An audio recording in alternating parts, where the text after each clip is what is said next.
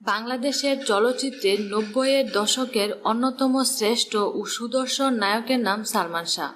মাত্র ৪ বছরের চলচ্চিত্র জীবন তার। সোহানুর রহমান সোহানের হাত ধরে কিয়ামত থেকে কিয়ামত ছবির মাধ্যমে চলচ্চিত্র জগতে আসেন সালমান শাহ। প্রথম ছবিতেই জনপ্রিয়তা অর্জন করতে সক্ষম হন তিনি। এরপর তাকে আর পিছন ফিরে তাকাতে হয়নি। একের পর এক ব্যবসা সফল চলচ্চিত্র উপহার দিয়েই গেছেন তিনি।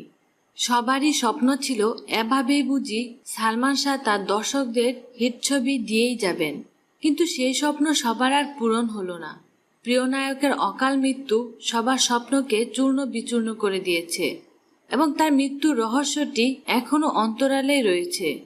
এদিকে সালমান শাহের মৃত্যুর কয়েক বছর পরেই সামিরা আবারও বিয়ে করে সংসার জীবন শুরু করেন এবং সে ঘরে তার ৩ সন্তান রয়েছে। বর্তমানে স্বামী সন্তান সহ সামিরা থাইল্যান্ডে দীর্ঘদিন প্রবাস জীবন কাটাচ্ছেন এবং জানা গিয়েছে সেখানে তার অন্যান্য নিকট আত্মীয়রাও থাকেন। মাত্র ২১ বছর বয়সে সালমান শাহের সাথে তার মা নীলা চৌধুরীর ঘনিষ্ঠ বান্ধবীর মেয়ে সামিরার বিয়ে দেওয়া হয়। সে সময় তাদের জুটি বেশ অসাধারণ ছিল বলে সবার কাছে সেটি মানানসই ছিল।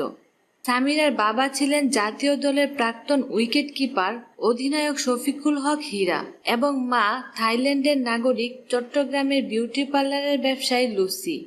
সালমান শাহর সাথে বিয়ের পর বেশ ভালোই কাটছিল তাদের সংসার জীবন। মায়ের মতো সামিরাও পার্লারের কাজে বেশ আগ্রহী ছিল এবং ঢাকায় একটি বিউটি পার্লারও খুলেছিলেন সামিরা। এদিকে সিনেমায় সালমান শাহের অভিনয়ের দাপট যেন বেড়েই চলছিল, আর এই সময় তার নায়িকা হিসেবে হিট ছিলেন নায়িকা মৌসুমী।